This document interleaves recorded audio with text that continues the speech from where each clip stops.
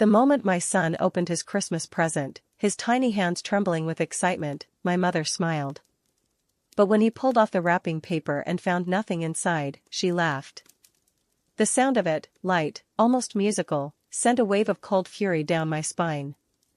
My 6-year-old son, Ethan, stood motionless, his small fingers still gripping the empty box as if he had somehow missed the real gift hidden inside. His brown eyes, filled with innocence and hope just seconds ago, clouded over with confusion. Then, hurt. Then, something that shattered my heart into 1,000 pieces, shame. The room fell eerily silent. My siblings and their perfect little families shifted uncomfortably in their seats, their designer outfits shimmering under the chandelier's glow. My father, Charles Whitmore, swirled his scotch lazily in his glass, refusing to meet my gaze. My mother, Eleanor, tilted her head, an amused smirk dancing at the corners of her lips. "Oh, don't look at me like that, Lauren," she said lightly, her manicured fingers adjusting the pearl necklace resting against her cashmere sweater. "He doesn't need anything, does he? Besides, it builds character." A slow, creeping rage coiled inside me. Ethan blinked rapidly, his tiny frame trembling as he tried to fight back tears. My husband, Daniel, stiffened beside me, his jaw clenched so tightly I thought he might break a tooth. I felt my own hands curl into fists beneath the table, my nails digging into my palms hard enough to leave marks. It took every ounce of restraint in my body not to lunge across the table and wipe that smug expression off my mother's face. But instead, I did something far more dangerous. I smiled. Not a warm, forgiving smile. No, this was something sharper. Colder. A silent promise. "Thank you, Mother," I said, my voice smooth, almost serene. I stood slowly, pushing my chair back with deliberate care. The weight of my son's pain settled deep into my bones, grounding me in a way I hadn't felt before.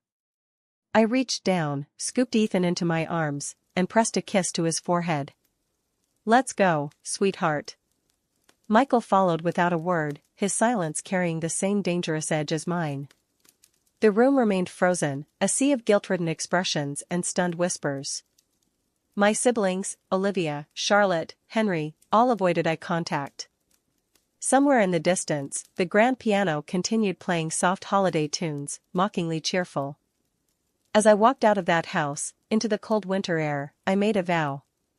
They would pay for this. And by the time I was done, my parents, the ever-so-powerful Whitmores, would learn the hard way that when you humiliate a child, you destroy a family. 3 days earlier. Snowflakes drifted lazily past the windows of our modest colonial-style home, their delicate patterns melting as they touched the warm glass.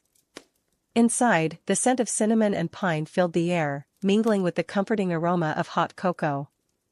The Christmas tree in the corner stood at a respectable 6 feet, decorated with handmade ornaments and twinkling lights that cast a soft glow over the living room. It wasn't grand, it wasn't extravagant, but it was ours. And it was filled with love. I watched as Ethan sat cross-legged on the floor, carefully tying a ribbon around a small gift box. His red sweater, his favorite one, the one he had picked out himself from Target, hung slightly loose on his tiny frame. His brown eyes shone with excitement as he held up the finished package. "Mom, do you think Grandma and Grandpa will like this?" he asked eagerly. I swallowed past the lump in my throat. Inside the box was a simple yet thoughtful gift, a handmade ornament he had painted in school, decorated with tiny gold stars. It wasn't expensive. It wasn't designer. But it was made with love. "Of course, sweetheart," I said, forcing a smile. "They'll love it."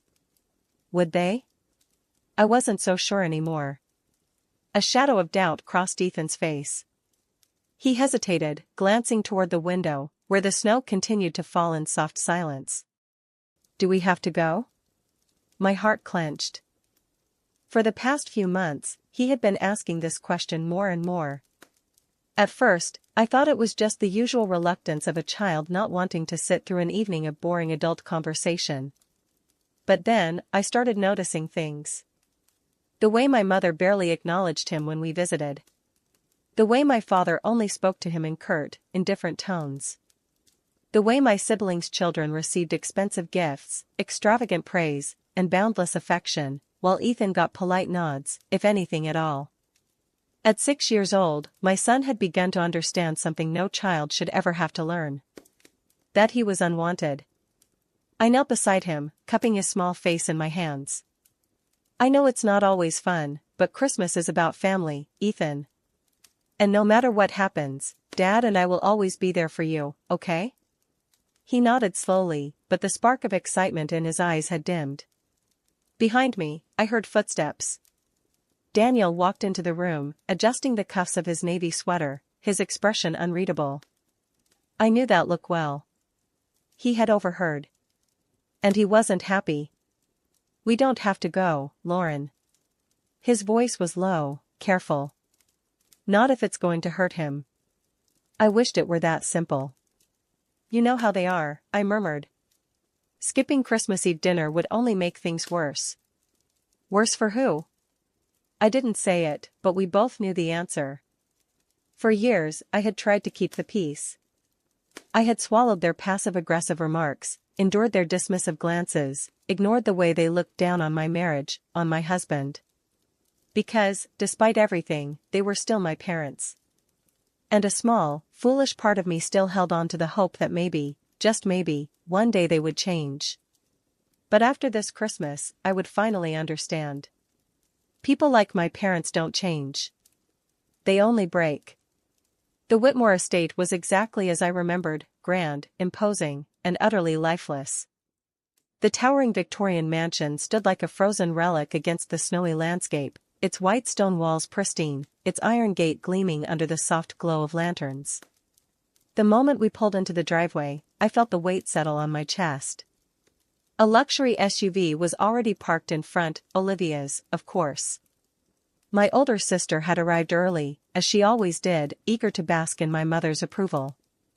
From inside, I could hear the faint hum of classical music, the clinking of crystal glasses, the distant laughter of children. Ethan fidgeted in his seat, his small fingers twisting the hem of his sweater. "Are you sure Santa comes to Grandma and Grandpa's house?" he asked hesitantly. Daniel reached over, giving his shoulder a reassuring squeeze. "Santa goes wherever you are, buddy. And no matter what happens tonight, you have us. That's all that matters." Ethan nodded, but I could see the doubt lingering in his eyes. Taking a deep breath, I stepped out of the car, adjusting my coat against the biting wind. Daniel helped Ethan out, ruffling his hair as they followed me up the grand stone steps. I hesitated for just a moment, my fingers hovering over the door handle. Then, with a steadying breath, I pushed open the heavy wooden door.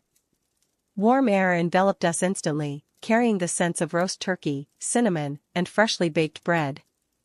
The grand foyer was as breathtaking as ever, the marble floors gleamed under the chandelier's glow, the walls adorned with paintings of ancestors who had built their fortune long before I was even born. At the center of it all stood the crown jewel of my mother's holiday decor, her 12-foot Christmas tree, decorated with Swarovski crystals and gold-trimmed ribbons, standing in perfect contrast to the warmth and simplicity of the tree in our own home. "Jenny, you finally made it," my mother's voice cut through the air, smooth and practiced, as if she were greeting a business associate rather than her own daughter. She emerged from the living room in a pristine white cashmere sweater, pearls glinting at her throat, her expression unreadable. She barely spared a glance at Ethan, offering only a fleeting brush of lips against my cheek before stepping back. "You're late." "Traffic," I lied. Her eyes flickered to Daniel. She didn't even greet him. Not that it surprised me. From the living room, the excited voices of my nieces and nephews rang out. Under the grand Christmas tree, a mountain of presents lay scattered, their colorful ribbons glinting in the soft light. Olivia's twins were already playing with the latest gaming console, Charlotte's daughter sat curled up with a brand new tablet, and Henry's son was gleefully unwrapping what looked like a premium sports gear set. Ethan took a small step closer to me. Then, as if on cue, my father's deep voice boomed from the other room. "Merry Christmas, Patricia." Patricia. Not Lauren. My father still refused to acknowledge my married name. I should have been used to it by now. Ethan stiffened beside me, his small fingers tightening around mine. I squeezed back gently. "It's okay, sweetheart," I whispered. "Mom and Dad are here for you." Even as I said the words, I felt the gnawing unease curl tighter in my gut. Tonight would be different. Tonight, something was going to break. And by the end of it, my parents would finally learn the cost of their cruelty. The evening unfolded with the kind of forced pleasantries and hollow conversations that had defined every family gathering at the Whitmore estate. The grand dining room was a spectacle of excess, the long mahogany table set with pristine Wedgwood china, polished silverware, and crystal goblets filled with aged wine. Candlelight flickered against the towering floral arrangements, casting soft shadows across the gleaming marble floors. Everything was perfect, meticulously arranged to maintain an illusion of elegance and superiority. But beneath the surface, the tension simmered. Ethan sat quietly beside me, his small frame barely visible against the high-backed dining chair. His cousins chattered excitedly, bragging about their expensive gifts. Olivia's twins boasted about their gaming console, Charlotte's daughter proudly displayed her new tablet, and Henry's son rattled off statistics about his top-of-the-line sports gear. No one asked Ethan what he had gotten for Christmas. No one even acknowledged his presence. My mother sat at the head of the table, watching the conversation unfold with the same satisfaction she always did, as if her carefully curated family was nothing more than a reflection of her own accomplishments. Daniel attempted to engage in small talk, discussing a recent project at work, but my father merely grunted in response before turning his attention to Henry, seamlessly shifting the conversation to stock market trends and investment strategies. It was deliberate, calculated. Daniel might as well have been invisible. I clenched my jaw, my grip tightening around my fork. Ethan, ever observant, noticed. His small fingers curled into his lap, his eyes flickering between his father and grandfather, confusion evident in his expression. The air was thick with unspoken words, each polite exchange laced with condescension. When Ethan, in an innocent attempt to contribute, began telling a story about his school project, my mother lifted a perfectly manicured hand and cut him off mid-sentence. "Let's save the children's chatter for later," she said smoothly, turning back to Olivia's son, who had just begun explaining his latest achievement in competitive chess. Ethan's face fell, his cheeks flushing a deep crimson. I felt something inside me snap. But I swallowed it down. For now. As dinner drew to a close, my mother stood, signaling the beginning of the annual gift exchange. Servants carried in an array of beautifully wrapped presents, setting them beneath the massive Christmas tree in the next room. The grandchildren gathered eagerly, eyes sparkling with anticipation as my mother handed out the gifts. Olivia's children unwrapped brand-new gaming headsets and designer clothing. Charlotte's daughter received a high-end laptop, while Henry's son was given an advanced programming kit. Each child's delight was met with my mother's approving smile, her pride evident as she basked in their gratitude.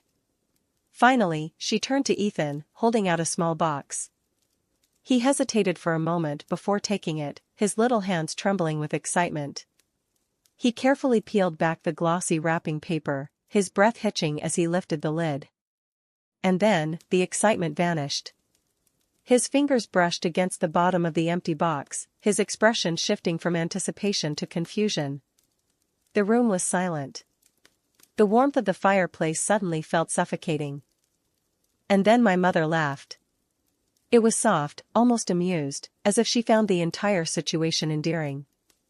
"Oh, don't look so disappointed, darling," she said lightly. "He doesn't need anything, does he?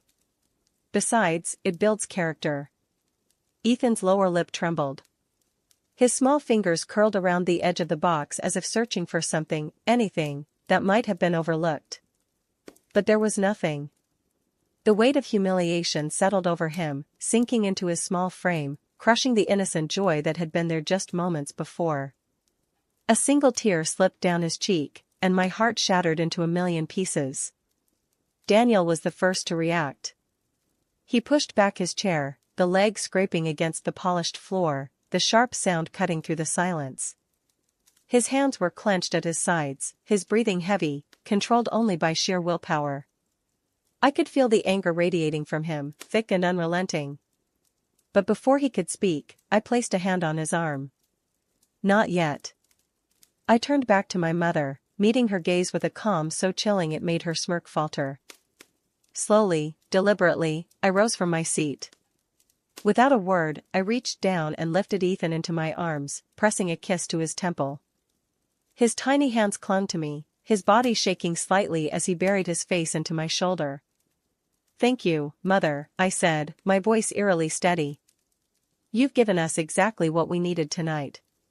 Her smirk returned, though there was a flicker of uncertainty in her eyes.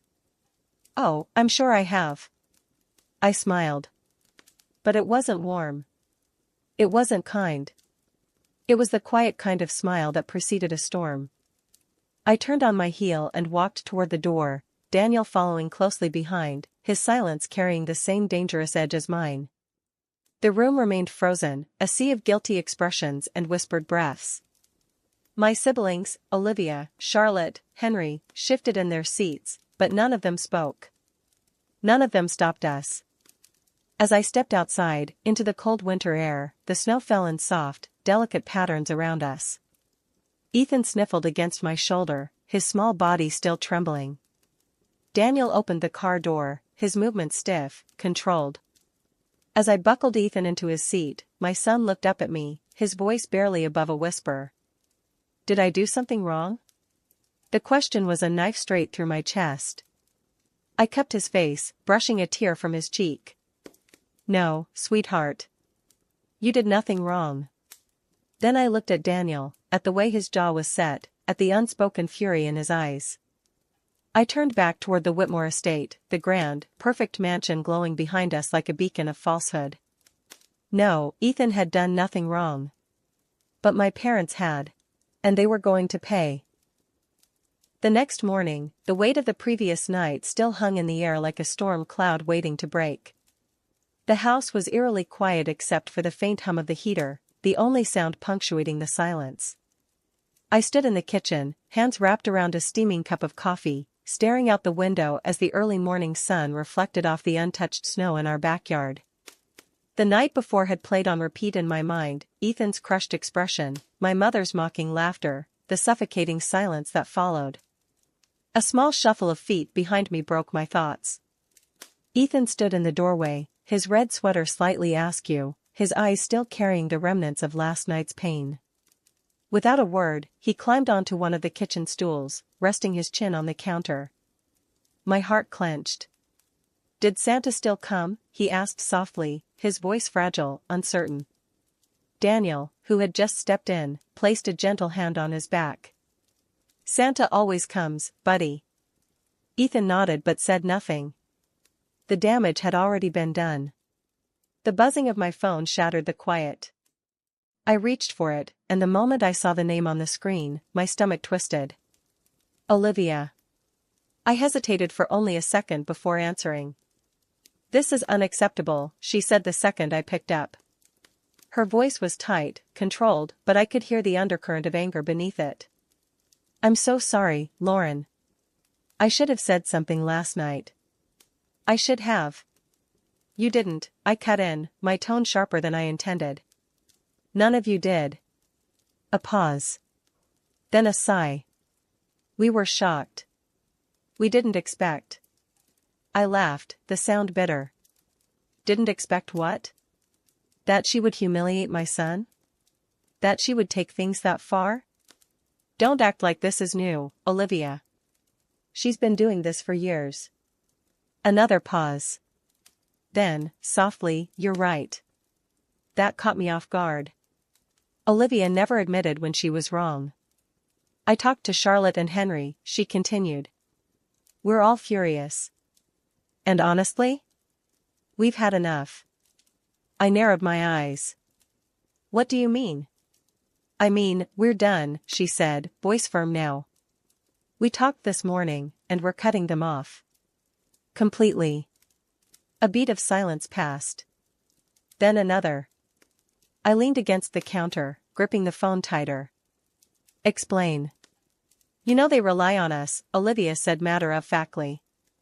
The investments, the property maintenance, the social connections, everything that keeps them at the top. It's all because of us. We've been the ones making sure their lives run smoothly while they act like they're still untouchable. But after last night? No more. My mind raced. She wasn't wrong. My parents lived under the illusion of wealth, but in reality, their lavish lifestyle was only sustainable because we, their children, had been propping it up. Olivia and her husband covered their medical expenses, ensuring they had access to the best doctors. Charlotte handled all their legal affairs, from estate planning to property contracts. Henry managed their investments, keeping their finances afloat despite my father's increasingly reckless spending. And me? I had been responsible for their real estate dealings, maintaining their home and ensuring they never had to deal with the tedious realities of ownership. We had given them everything. And they had still chosen to tear one of us down. They think they're untouchable, Olivia continued, her voice colder now. Let's see how well they survive without us. A slow, creeping satisfaction spread through me. For the first time in my life, I felt something close to justice. What's the plan? I asked. By the afternoon, the wheels were already in motion. Olivia's first call was to their private physician. I'm sorry, she said in a tone dripping with artificial regret. But I won't be able to continue covering their medical transportation costs. Charlotte's next call was to their property maintenance company. We won't be renewing the contract, she informed them, making sure the notice was immediate. No more landscaping, no more house repairs, no more services that kept their estate in pristine condition. Henry handled the financial side, withdrawing from their investment accounts, effectively severing their access to the discretionary funds that had allowed them to maintain appearances. And me? I made one final call, to their country club. I'd like to cancel the automatic payments, I said smoothly. Effective immediately. The woman on the other end hesitated. Mrs. Whitmore has been a valued member for years. Are you sure?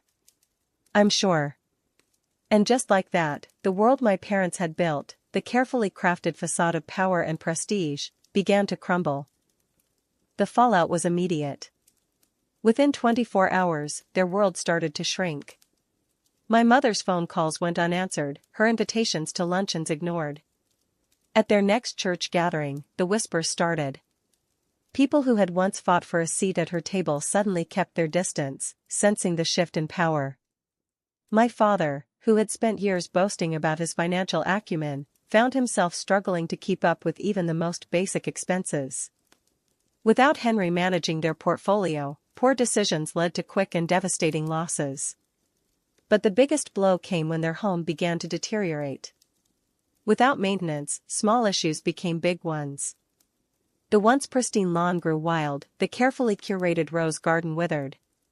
The heating system failed during one of the coldest weeks of winter, and for the first time in decades, my mother had to make calls to contractors herself, calls that were now met with indifference rather than urgency. They had always believed they were above consequences. That no matter how they treated us, we would always be there to support them. They were wrong. And soon, they would feel the full weight of what it meant to be abandoned. Winter had never felt so cruel inside the Whitmore estate. The once pristine mansion now bore the unmistakable signs of neglect, cracks creeping along the marble floors, dust settling in corners where no housekeeper had been to clean, and worst of all, a cold that seeped into the very bones of the house.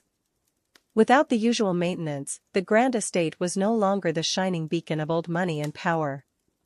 It was just another house, stripped of its illusion of invincibility. For the first time in their lives, Charles and Eleanor Whitmore were struggling. Their appointments at Greenwich Hospital had been cancelled. Without Olivia's funding, their VIP status had disappeared overnight. No more personal calls from doctors, no more priority treatments. My mother, who had once prided herself on getting same-day access to specialists that others waited months for, now sat in a crowded waiting room, clutching her designer purse as though it held the last remnants of her dignity. My father, always so composed, had received his first ever declined transaction at the country club, the membership fees suddenly overdue now that Henry had pulled their discretionary funds. The whispers had begun. They had spent decades crafting a life of prestige, carefully curating every detail to maintain their standing. But without the financial and social support of their children, their kingdom was crumbling. The Christmas invitations stopped coming. The friends who once flocked to them at charity galas now barely acknowledged them in public. My mother had tried to salvage the damage, attempting to host one of her infamous luncheons, only to be met with polite refusals and thinly veiled excuses. People could smell desperation. And nothing was more pathetic in their world than a Whitmore who had lost control. And then, just 2 weeks after Christmas, they came to me. It was early morning when the knock echoed through my home. The sound was foreign, unexpected. I wasn't used to visitors, especially not ones like them. I opened the door to find my parents standing there, stripped of their usual armor. My mother's hair, always perfectly styled, was slightly out of place, the first sign of her unraveling. My father's expensive cashmere coat looked worn, as though he had been wearing it far more frequently than before. But it was their eyes that caught me off guard, tired, weary, and for the first time, uncertain. "Lauren," my father started, his voice measured, cautious. "We need to talk." I didn't step aside immediately. For so long, they had expected me to come to them. They had expected that no matter what they did, I would always return, always seek their approval. Now, they were here, at my doorstep, looking at me as though I was their last hope. "Come in," I said finally, my tone giving nothing away. They stepped inside, my father scanning the room as if seeing my home for the first time, as if realizing that despite not having their wealth, I had built something real. Daniel sat at the dining table, watching them with unreadable eyes. Ethan was upstairs, still asleep, unaware that the very people who had humiliated him were now standing in our living room. My mother cleared her throat, clearly uncomfortable. "Lauren, we've had a difficult few weeks." I said nothing. "We've run into some challenges," my father continued, and for the first time, I saw it, the hesitation, the fragility beneath his usually unshakable demeanor. The great Charles Whitmore, struggling to admit weakness. "Challenges?" I echoed, arching an eyebrow. "You mean the hospital appointments you can't get? The country club membership you can't afford? The house falling apart without someone to maintain it?" My mother flinched, just barely. "It's not just that," she murmured, her voice quieter now. "People are talking." Ah. There it was. It wasn't just about the money, or the inconvenience. It was about the loss of status. "You mean your friends have abandoned you?" I tilted my head, my voice carefully neutral. "Now that you're no longer the Queen of Greenwich Society?" Silence. "Lauren, we know we've made mistakes," my father finally said, his tone heavier than before. "We? Mistakes?" The word came out sharper than I intended. I took a step forward, folding my arms. "You humiliated my son. On Christmas. You deliberately singled out a 6-year-old to make a point. And now that the consequences are hitting you, now you want to talk?" My mother's lips parted slightly, as if she had been expecting something different, as if she thought I would immediately soften, that I would fall back into the role of the daughter who always sought their approval. But I didn't. I saw the flicker of something on my father's face then, not just guilt, but regret. Real, painful regret. "We were wrong," he said, and this time, his voice wasn't measured or rehearsed. It was raw. "We let our pride blind us to what truly mattered." My mother remained silent. Her fingers clutched the hem of her coat, a gesture that, in anyone else, would have been a sign of vulnerability. But in her? It was a sign of struggle. "We built our lives around status," my father continued. "And we forgot that none of it meant anything if we lost our family." A long silence stretched between us. Then, from the stairs, a small voice. "Grandma?" We all turned. Ethan stood at the top of the staircase, his little hands gripping the railing, his eyes still heavy with sleep. He had clearly woken up midway through the conversation, and I wondered how much he had heard. My mother stiffened. Her entire body tensed, as if she had been caught off guard. Then Ethan asked the question that shattered everything. "Why don't you like me?" The room turned to ice. My mother's breath hitched. For the first time, true, genuine pain crossed her face. Not the kind put on for show, not the kind meant to manipulate, but real, deep-rooted pain. Her voice broke. "I don't deserve your forgiveness, Ethan." My son tilted his head, considering this. Then, in the simple, unburdened way that only children could, he stepped down the stairs and walked toward her. "It's okay," he said softly. "I have my red sweater. If you're cold, I can let you borrow it." And just like that, the woman who had spent her entire life holding on to power crumbled.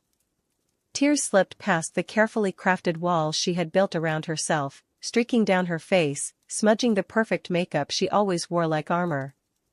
My father placed a hand on her shoulder, his own expression heavy. "Would you give us a chance?" my father asked, his voice unsteady. I looked at Daniel, who simply nodded, trusting me to make the decision. I turned back to them. "If you want a second chance," I said, my voice steady, "there will be conditions. Because this time it wouldn't be on their terms. It would be on mine." For the first time in their lives, my parents weren't the ones dictating the rules. The power dynamic had shifted, and they knew it.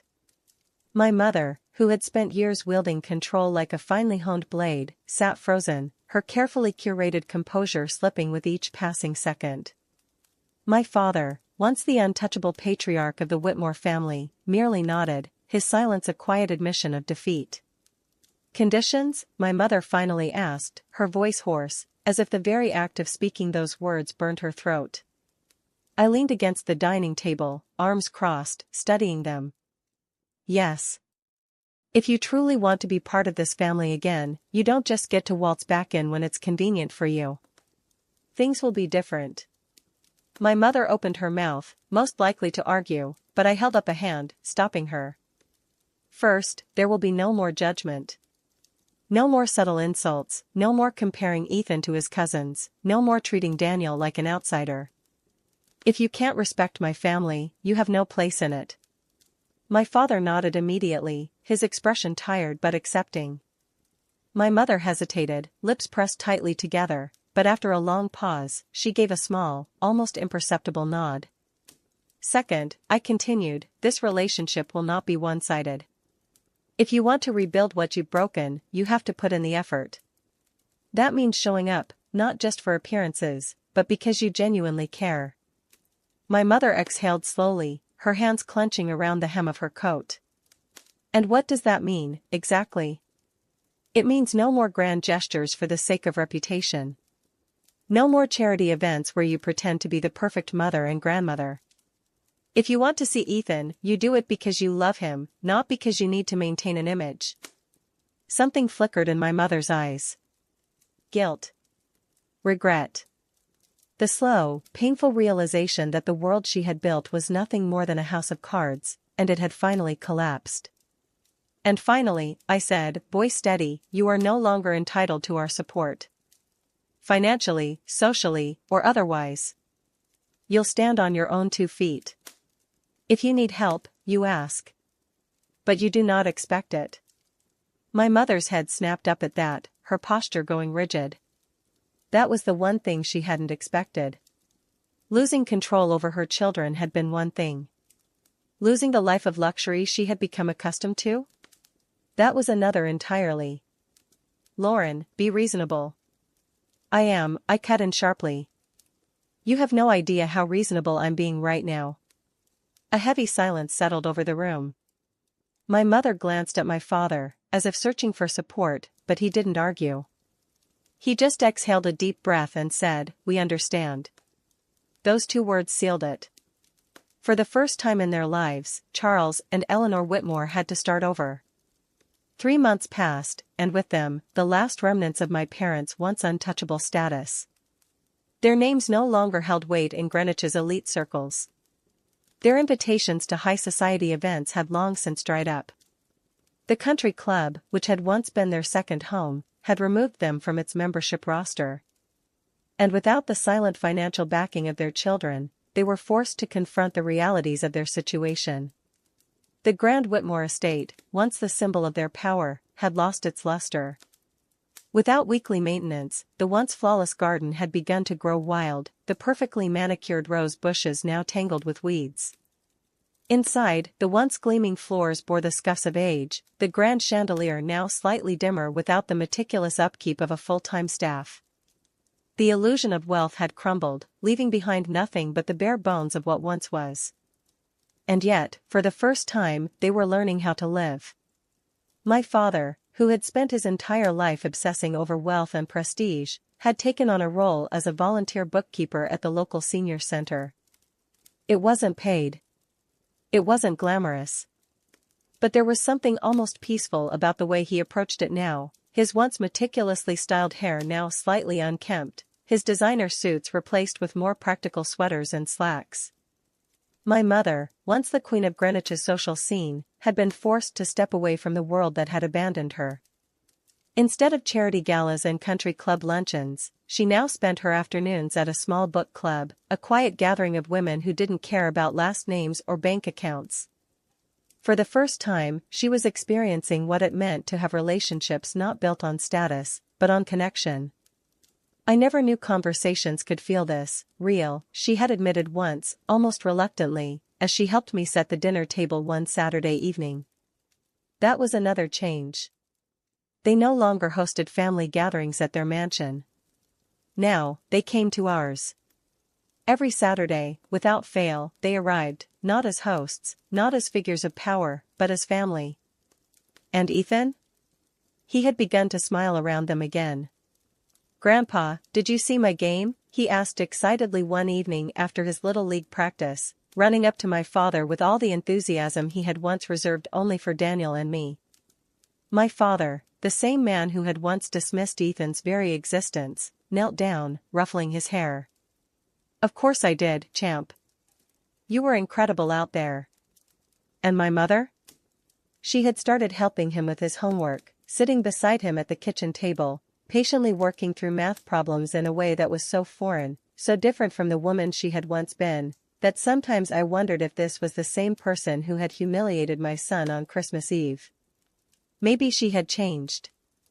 Or maybe she had simply learned what truly mattered. One evening, as I stood at the sink washing dishes, I caught a glimpse of them outside. Ethan was in the garden, showing my parents how to care for the plants, his tiny hands demonstrating how to loosen the soil, how to water the flowers just right. My mother, her once perfectly manicured nails now covered in dirt, listened intently. My father, who had once scoffed at anything that wasn't related to finance or power, watched with a quiet reverence. I wiped my hands on a dish towel, leaning against the counter. Daniel stepped up beside me, following my gaze. "Did you ever think we'd see this day?" I exhaled a slow breath. "No. But I think, maybe it's enough." Daniel wrapped an arm around me, pressing a kiss to my temple. Outside, Ethan laughed as my mother accidentally knocked over a watering can, her gasp of surprise followed by a genuine, uninhibited laugh of her own. And maybe, just maybe, that was the real gift this year. The box my mother had once given my son had been empty. But now, it was full. Full of lessons learned. Full of the kind of love that money could never buy.